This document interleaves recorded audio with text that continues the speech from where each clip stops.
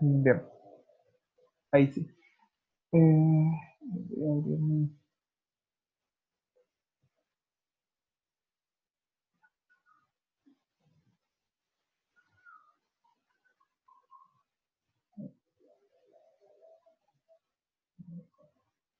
Bien, hoy como quedamos la semana pasada, vamos a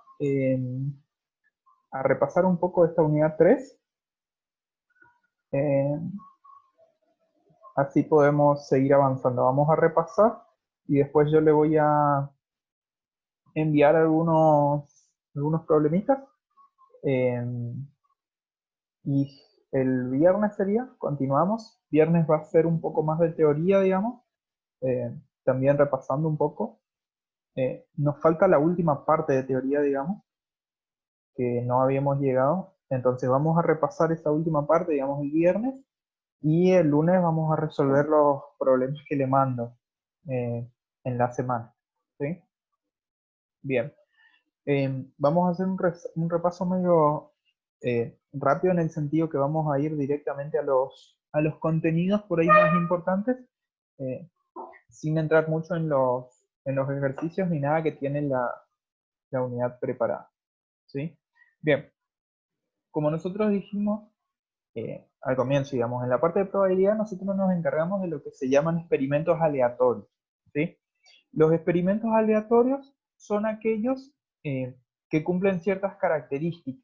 ¿Sí? Particularmente que yo conozco el conjunto solución, digamos, de ese experimento, pero no puedo predecir lo que va a ocurrir. ¿Sí? Eso lo diferencia de los experimentos que se llaman determinísticos, que son aquellos que bajo las mismas condiciones no van a arrojar siempre los mismos resultados. En cambio, en los aleatorios, por más que yo trate de tener las mismas condiciones o tenga las mismas condiciones de realización de ese experimento, es imposible predecir qué es lo que voy a obtener. ¿Sí? Puede ser, por ejemplo, el lanzamiento de un dado. O sea, yo al lanzar sé los resultados que puedo obtener, pero no sé de antemano qué resultado voy a obtener. Aunque lance de la misma forma, con la misma fuerza y demás, nunca voy a obtener, o al menos nunca puedo predecir el resultado que voy a obtener. ¿Sí? Lo que sí me permiten los experimentos aleatorios es determinar a la larga, ¿sí?, cuál es la probabilidad de obtener un resultado. ¿Sí? Digo a la larga, ¿por qué? Porque conforme realizamos muchas veces el experimento, ¿sí? Este experimento tiene la característica, sí, estoy grabando. Este experimento tiene la característica de que la frecuencia relativa de obtener un resultado, ¿sí?, tiende a ser constante. ¿Sí? Y este tiende a ser constante nos indica que en el límite va a ser la probabilidad de ese suceso, de ese evento, de ese valor de. Bien, dadas estas condiciones de un experimento aleatorio, nosotros podemos encontrar en él ciertos conceptos fundamentales. ¿Sí? Bueno, el experimento que ya dijimos es cualquier proceso que nos va a dar un conjunto de datos. Los que a nosotros nos importan son los experimentos aleatorios. ¿Sí? En ese, en ese experimento yo puedo obtener distintos resultados. ¿Sí? Este experimento puede ser de múltiples naturalezas. ¿Sí? Puede ser, por ejemplo, desde eh, el tiempo, por ejemplo, que tarda un colectivo, digamos, en ir de acá hasta el instituto, por ejemplo. Digo, de acá yo estoy en el 200, digamos. Eh, es también un experimento aleatorio. ¿Por qué? Porque yo lo que voy a hacer es, en ese caso, tomar el tiempo que tarda, ¿sí?, el colectivo. Me va a arrojar, en este caso es una variable continua, me va a arrojar, digamos, una serie de datos o valores. ¿Sí? Ese conjunto de datos o valores que puede tomar el experimento es lo que se llama como, o se conoce como espacio muestral. ¿Sí? Generalmente se simboliza con S o E. Si nosotros pensamos en conjuntos, digamos, ¿sí?, el espacio muestral sería el conjunto universal. ¿Sí? Es el conjunto que abarca o que contempla a todos los posibles resultados de ese experimento. ¿Sí? Ahora, cada uno de esos valores que puedo obtener a partir de la realización del experimento, también se conoce como elemento muestral o punto muestral, ¿sí? Por ejemplo, si nosotros tenemos el experimento del colectivo, por así decirlo, si bien es un poco diferente, digamos, porque al ser continuo no tiene elementos particulares, pero, digamos, si nosotros tomamos el tiempo y lo, en cierta forma, discretizamos, digamos, el punto muestral va a ser cada uno de los tiempos que nosotros anotamos que tarda el colectivo en llegar hasta el instituto, ¿sí? O, por ejemplo, al lanzar un dado, el 1, el 2, el 3, el 4, el 5, el 6. Cada uno de esos valores representa un punto o un elemento o un suceso elemental, ¿sí? Un elemento muestral, un punto muestral o un suceso elemental. Cualquiera de esas tres formas es como se lo llama, ¿sí? Bien. Lo siguiente sería el suceso o evento, ¿sí? Cualquiera de las dos formas se lo puede denominar. El suceso o evento lo que va a hacer es un subconjunto del espacio muestral, ¿sí? Es decir, va a ser un conjunto que va a cumplir ciertas características que hace que sean una serie de valores o una serie de puntos muestrales, ¿sí? Que está incluido, digamos, en el espacio muestral, ¿sí? En el del colectivo, por ejemplo, un suceso es que el colectivo tarde menos de 20 minutos, por ejemplo, ¿sí? Entonces, todos los valores o todas las veces que el colectivo llega o tarda menos de 20 minutos, entonces va a pertenecer a ese suceso, a ese evento, ¿sí? Según cómo sean los sucesos o los eventos, podemos clasificarnos de esta forma. Bien, suceso simple, que va a cumplir una sola condición, un suceso compuesto, que cumple más de una, el suceso imposible, que si vamos al conjunto, sería el conjunto vacío, es decir, aquel que no tiene ningún elemento, ¿sí? O sea, no tiene ninguna probabilidad de ocurrencia. Y el suceso cierto, que es aquel que es igual al espacio muestral, es decir, que sí o sí va a ocurrir, ¿sí? Bien, eso según, digamos, algunas características, pero lo que más nos importa a nosotros son estos dos, los compatibles o simultáneos y los que son mutuamente excluyentes. ¿Por qué estos son por ahí más importantes que los anteriores? Por el hecho de que van a determinar ciertas formas de calcular la probabilidad, ¿sí? Cuando nosotros estamos frente a sucesos compatibles o simultáneos, son aquellos que pueden ocurrir en el mismo momento, ¿sí? Por ejemplo, al lanzar un dado, ¿sí? Si un suceso es obtener un número par y el otro suceso es obtener un número mayor que 2, estos dos sucesos son simultáneos o son compatibles. ¿Por qué?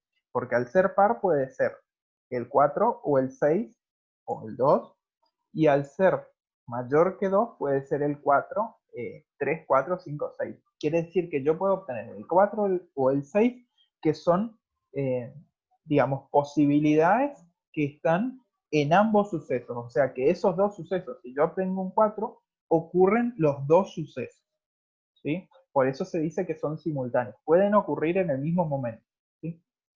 En cambio, los sucesos excluyentes o mutuamente excluyentes, ¿sí? Son aquellos que no pueden ocurrir en el mismo momento, ¿sí? Por ejemplo, obtener un número par y obtener un número impar. Si yo tengo estos dos sucesos, es imposible que yo obtenga, al lanzar el dado, digamos, un valor que esté en ambos sucesos. Es imposible, digamos, ¿sí? Entonces se dice que son mutuamente excluyentes. Desde teoría de conjunto, los compatibles serían aquellos que tienen intersección no vacía y los excluyentes son aquellos cuya intersección es vacía, ¿sí? Bien.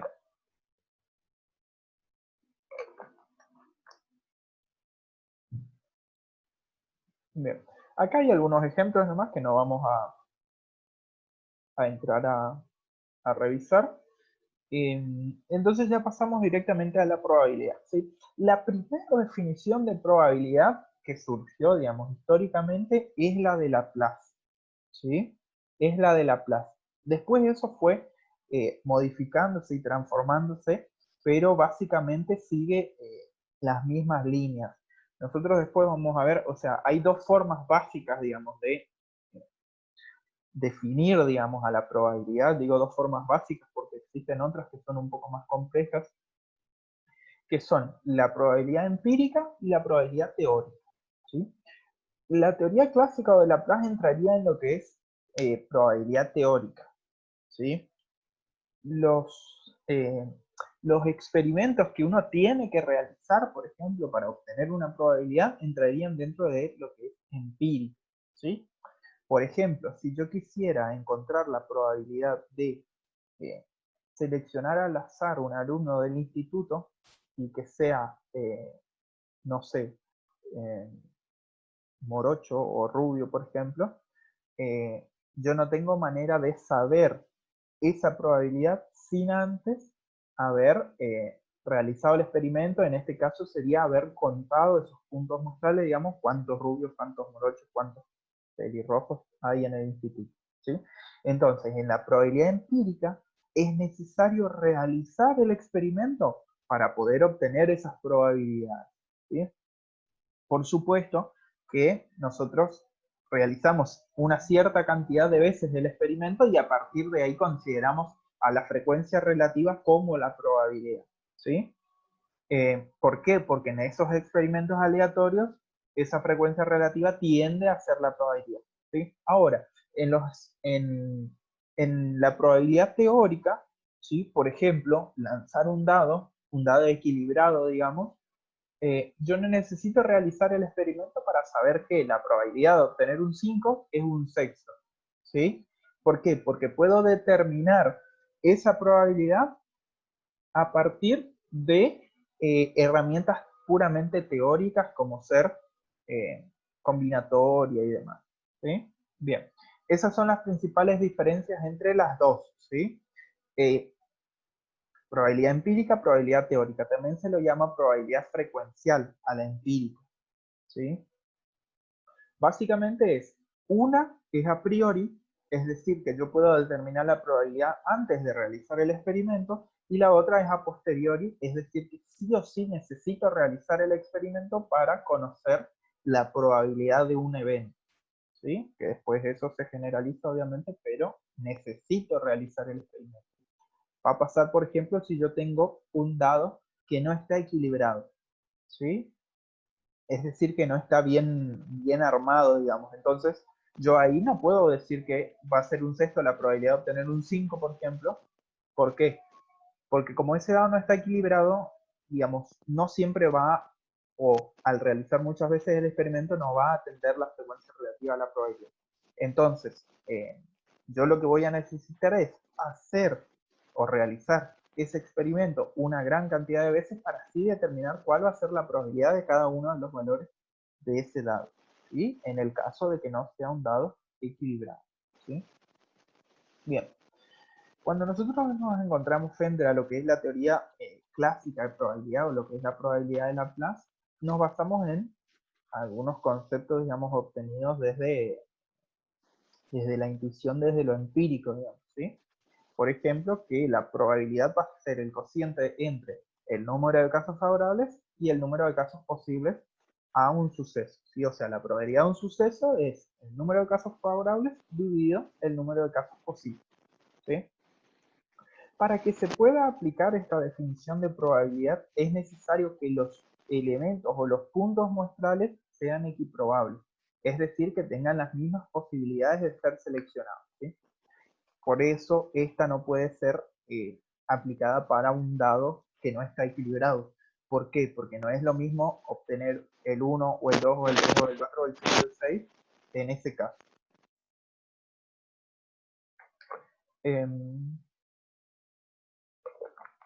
Bien, nosotros tenemos a partir de la definición de probabilidad, digamos, una serie de características o propiedades que cumplen. Y después vamos a ver que estos nosotros los contemplamos como axiomas cuando trabajamos, digamos, o cuando formalizamos a la probabilidad, porque son cuestiones que sí o sí se tienen que cumplir para que el experimento, digamos, o el suceso represente una probabilidad, ¿sí? O la función en realidad, porque la probabilidad es una función, ¿sí? Esas características son tres, digamos, propiedades, ¿sí? Acá ya está axiomatizado, digamos.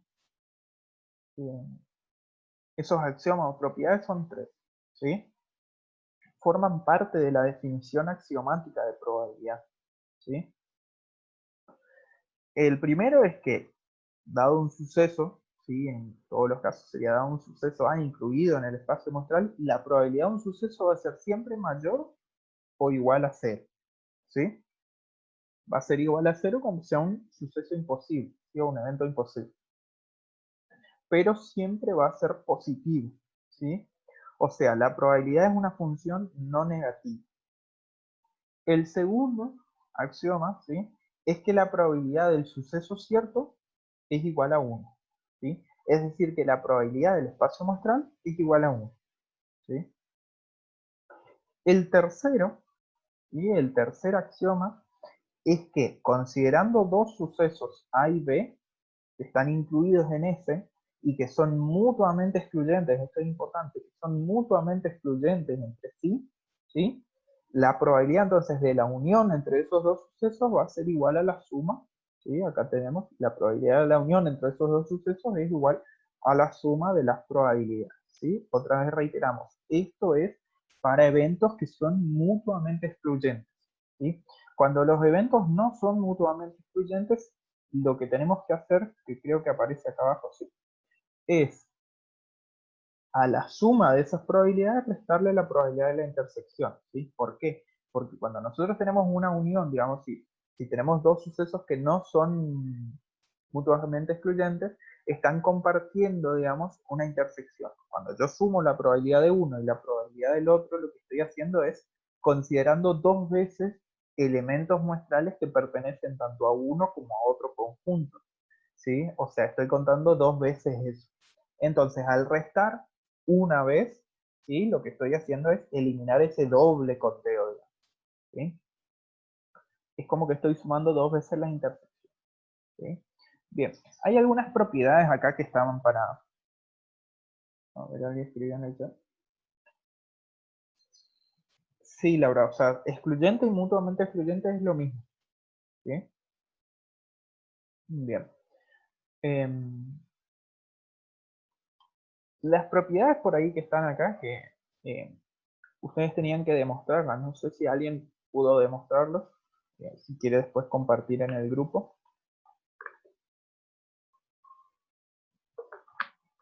son, ¿sí? En primer lugar, siempre vamos a tener un espacio muestral S, obviamente, y este es sumamente, o sea, estas propiedades son sumamente importantes, porque fíjense que nosotros vimos el jueves, ¿no? Cuando resolvíamos algunos de los problemas por ahí, los que eran un poco más complejos, que era el de los temas de la oposición y el del cumpleaños, que en ambos casos trabajamos con complementos, ¿sí? Es decir, que hay que conocer esa propiedad para poder utilizarla, ¿sí? Cuando nosotros tenemos un suceso A que tiene probabilidad P, ¿sí? El complemento de A, es decir, la probabilidad de que no ocurra A, es 1 menos P, ¿sí? Esto podemos probarlo fácilmente, ya que sabemos que A unión complemento de A es el conjunto S, que sería el espacio muestral, ¿sí? Y entre los dos la suma tiene que ser 1, porque son mutuamente excluyentes y tienen que darnos esa probabilidad de S, ¿sí? Por lo tanto, sí o sí, la probabilidad del complemento de A tiene que ser igual a 1 menos P, siendo P la probabilidad de A, ¿sí? El conjunto vacío tiene probabilidad nula, ¿sí? Em, Después, esto es, fíjense que con sucesos, acá K sucesos dicen mutuamente excluyentes, incluidos en S, que sean mutuamente excluyentes eh, entre todos ellos, quiere decir que entre ninguno tiene que haber intersección. ¿Sí? Ni A sub 1 con A sub 2, ni con cualquiera de los A sub K, ¿sí? Tiene que haber intersección. ¿Sí? Si se cumple esto, es decir, que entre ellos son mutuamente excluyentes, entre todos ellos, ¿sí? Entonces, la probabilidad de la unión entre todos estos sucesos va a ser igual a la suma de las probabilidades de cada uno de esos sucesos, ¿sí? La otra propiedad es que si tenemos dos sucesos A y B, ¿sí? De donde A está incluido en el suceso B, entonces la probabilidad de A va a ser menor o igual a la probabilidad de B, ¿sí? Va a ser igual únicamente en el caso que sean iguales, ¿sí? En cualquier otro caso, digamos, va a ser siempre menor, ¿sí? Y bueno, acá veníamos, ¿no? La probabilidad, perdón, es una función que está enteramente determinada, digamos, entre el intervalo 0 y 1, ¿sí? Esa es la imagen de la función de probabilidad, ¿sí? No puede ser un valor mayor. Bien. Y la probabilidad de la unión en el caso de que tengamos dos sucesos que no sean mutuamente excluyentes, ¿sí? Bien. Estos son, digamos, las propiedades principales que cumple la probabilidad, ¿sí? Las principales, las más básicas. Ustedes se darán cuenta acá que hay dos cuestiones que uno tiene que manejar, digamos, para poder resolver ciertas situaciones de probabilidad, ¿sí? La primera es el manejo de las operaciones de conjunto, ¿sí? Porque acá nosotros vemos que es una unión, eh, también vemos intersección, vemos diferencia, también vemos complemento, ¿sí? Y son todas operaciones entre conjuntos. Entonces, la probabilidad, digamos, cuando nosotros lo trabajamos así, fíjense que el suceso A unión B es lo mismo que el conjunto unión entre A y B, y por lo tanto cumple las mismas características. Es decir, que por ejemplo, la probabilidad de A unión B, al ser la unión una propiedad conmutativa, es lo mismo probabilidad de A unión B que probabilidad de B unión A, ¿sí? O sea, estas propiedades de conjunto se mantienen, ¿sí? Para acá que estamos trabajando con sucesos que se remiten a la probabilidad. Y por otro lado, las técnicas de conteo. Y las técnicas de conteo que hacen referencia a variaciones, permutaciones, combinaciones, ¿sí? Esas dos cuestiones hay que manejarlas, digamos, hay que conocer, digamos, cómo calcularlas para poder avanzar. Yo no me acuerdo si les había pasado la bibliografía, supongo que sí, no sé, la verdad ya no sé, pasó tanto tiempo, pero en, en Creo las... que no, profe. No, bueno, háganme acordar después cuando terminamos que le pase entonces, ¿sí? En la bibliografía aparece, en la mayoría, aparece esto de técnicas de conteo. Nosotros no lo incluimos en nuestra planificación porque eso ustedes lo dan ahí atrás en Álgebra 1 y en EDI 1, digamos que lo van desarrollando. Entonces no trabajamos más que lo necesario para el desarrollo teórico, digamos, ¿sí? Bien. Si nosotros avanzamos un poquito más, digamos, encontramos esto que es probabilidad condicional. Hay que tener en cuenta eh, una cuestión importante que vamos a ver allá adelante, ¿sí? Cuando nosotros estamos frente a una probabilidad condicional, digamos, a lo que nos referimos es que, fíjense que tenemos acá, ¿sí? La probabilidad de A, barrita, digamos, B, ¿sí? Esto es la probabilidad de A dado B o la probabilidad de A habiendo ocurrido B, ¿sí? Es igual a este cociente, ¿sí? Cuando nosotros nos referimos a la probabilidad condicional, nos referimos a una situación en la cual existen dos sucesos y nosotros conocemos uno de ellos, que ya ocurrió, ¿sí? O sea, conocemos uno de ellos que ya ocurrió y esa ocurrencia puede afectar a la probabilidad de otro suceso, ¿sí? Cuando nosotros tenemos esa situación, tenemos una probabilidad condicional, ¿sí? Esa probabilidad condicional se va a encontrar a través del cociente entre la probabilidad de la intersección entre ambos sucesos y la probabilidad del suceso que ya ocurrió, ¿sí? Vamos a hacer un diagramita rápido. Fíjense, si nosotros tenemos dos sucesos, ¿sí? Fíjense, vamos a llamarle a uno, este va a ser A, y este, eh, allá, A, y este B. ¿Sí? Tenemos esos dos sucesos que están incluidos en un suceso mayor S, ¿sí? Fíjense que antes, digamos, de que ocurra cualquiera de los dos sucesos, A tiene probabilidad, digamos, el cardinal de A sobre S, digamos, y B tiene cardinal de B sobre S probabilidad, ¿sí? Es decir, todos los casos que están en B dividido todo lo que está en S. Y para A, todo lo que está en A dividido todo lo que está en E. ¿Sí? Sería la definición de probabilidad. Nosotros tenemos ahora que hay un suceso que ya ocurrió, digamos. ¿Sí? Vamos a suponer acá el que ocurrió es B. ¿Sí? ¿Qué quiere decir que ocurra B? ¿Sí? Si yo estoy buscando la probabilidad de A, ¿sí? Que está acá, habiendo ocurrido B, ¿sí? Lo que yo sé es que los casos posibles, digamos, para este, ya no va a ser ese, es decir, ya no va a ser todo este espacio muestral, sino que van a ser solo, vamos a cambiarle de color, solo B. ¿Por qué? Porque ese ya no es una cantidad posible, digamos, porque lo que ocurrió es B. ¿Sí? Entonces, los casos posibles son, eh, bien, quedan 10 minutos, son los elementos de B. Por eso, fíjense que acá en el cociente ya no está la probabilidad de S, o el cardinal de S en todo caso, sino que está la probabilidad de B. ¿Por qué? Porque son los casos que favorecen a B, los que ahora en esta probabilidad condicional pasan a ser los casos posibles. Eh, ¿Cuántos de esos casos posibles, que en este caso es todo B, son favorables a únicamente los que están en esta intersección? ¿Sí?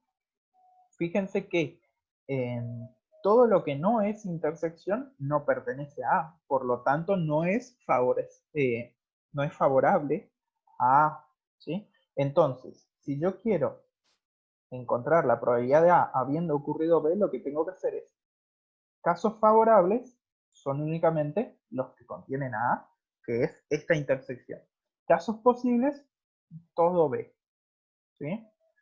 Ahí entonces tenemos una probabilidad condicional. ¿Sí? Siempre tenemos que tener en cuenta que la probabilidad de B, obviamente por eh, propiedad de números reales, sí tiene que ser distinto de cero. Recordemos que la probabilidad además es un número real. ¿Sí? Por alguna razón no va más. No sé qué pasó. Habré abierto otro archivo. Mm, Ya terminó el documento, profe. Por eso Sí, no baja más de 4 páginas y sí. sí, pero no sé por qué debería estar todo. eh, porque hay dos. A ver este. No sé si es el mismo. Acá, este es el que está más completo. Sí, acá. El otro se ve que había guardado una parte nomás. Bien. Bien.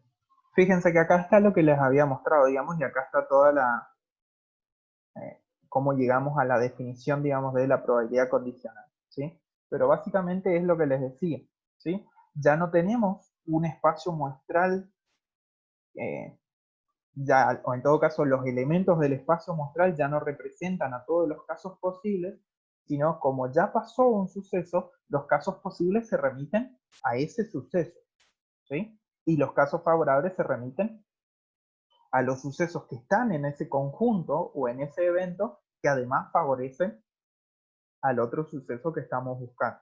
¿Sí? Una cuestión muy importante acá, ¿sí? Es que fíjense que, otra vez, la probabilidad son números reales, por lo tanto, tanto esto como esta intersección y como este denominador son números reales. Por lo tanto, yo puedo operar con ellos de la misma forma en la que opero con números reales. ¿Sí? Es decir que, por ejemplo, si yo multiplico miembro a miembro por la probabilidad de B, esto es de lo más aplicable, digamos. ¿Sí? Fíjense que ahí nos quedaría que la probabilidad de la intersección entre A y B es igual al producto entre la probabilidad condicional de A dado B por la probabilidad de B. ¿Sí? Nosotros sabemos por teoría de conjuntos que la intersección es una operación es simétrica, digamos, es conmutativa. En realidad no sería conmutativa es de números reales, es simétrica, digamos, es decir, que la intersección entre A y B es igual a la intersección entre B y A, ¿sí? Por lo tanto, estos dos productos tienen que ser iguales.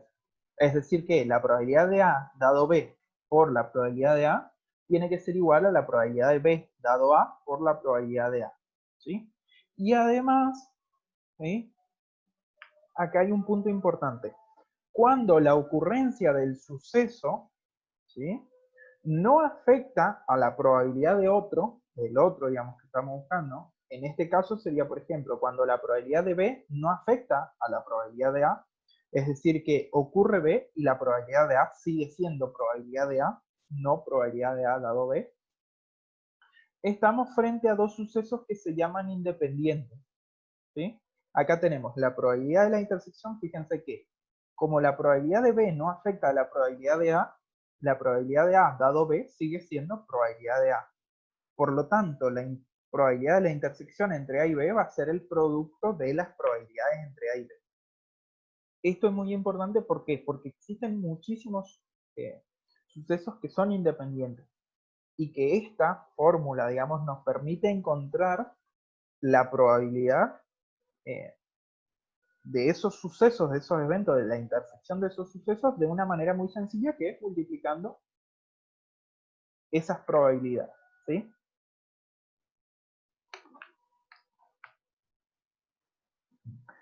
Un ejemplo muy sencillo,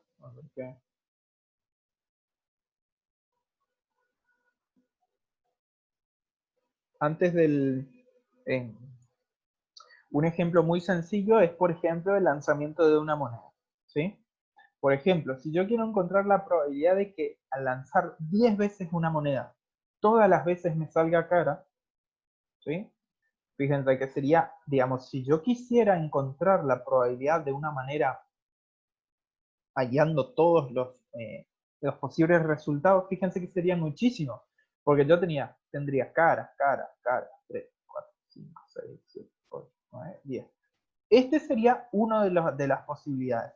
Ahora, fíjense, imagínense la cantidad de variantes que habría para esos 10 elementos, ¿sí? Porque cada uno puede salir cara o cruz y en cualquier posición. Básicamente son 2 a la 10. 2 a la 10, ¿sí? 2 a la 10 es un número sumamente grandote. Voy a voy a usar la calculadora para encontrar, ¿sí? Fíjense que si hacemos 2, mi calculadora no tiene, acá, 2 elevado a la 10, ese resultado es 1024. O sea que si yo quisiera buscar todos en este caso, las decenas ordenadas, voy a necesitar encontrar 1024 posibles resultados, ¿sí? Son 1024 puntos muestrales, ¿sí? Ahora, con esta propiedad, digamos, esta definición, digamos, de probabilidad condicional, me sugiere que, como yo sé que el lanzamiento de una moneda no le va a afectar al lanzamiento de otra, ¿sí? Ni tampoco que yo lance 10 monedas a la vez, tampoco se afecta la probabilidad entre ellas, ¿sí? Por lo tanto, yo sé que la probabilidad de obtener cara en un primer lanzamiento es un medio. Por la probabilidad de obtener cara en el segundo lanzamiento es un medio. Por la probabilidad de obtener cara en el tercer lanzamiento también es un medio. Y así sucesivamente 10 veces. ¿Qué quiere decir? Que la probabilidad de obtener cara 10 veces, o sea, obtener 10 caras seguidas al lanzar una moneda 10 veces, es de 1 sobre 1024 va a ser en este caso. ¿Sí? Bien, eso ocurre porque los sucesos son independientes. No hay que confundir sucesos mutuamente excluyentes con sucesos independientes, ¿sí? Tengan en claro esa diferencia. Los sucesos independientes son aquellos en los cuales la ocurrencia de uno no afecta a la probabilidad o a la ocurrencia del otro. En cambio, los mutuamente excluyentes son aquellos que no pueden ocurrir de manera simultánea, es decir, que no tienen intersección. Bien, queda menos de un minuto, ¿sí? Así que vamos a cerrar y quizás podemos avanzar ya con esto último, o si no hacemos un ejemplo donde apliquemos la probabilidad. No sé qué prefieren. Ejemplo. Bueno, vamos a buscar uno. Voy a buscar uno que sea un poco... Profe, sobre todo eso, un ejemplo de justamente lo que aclaraba recién, que no es lo mismo mutuamente excluyente que independiente. Bueno, Porque a veces vamos. como es en el problema, depende de cómo está expresado. Bueno, voy a cortar y voy a buscar uno porque no tengo ninguno preparado, entonces apenas encuentro uno y ahí activo otra vez el Zoom, ¿sí?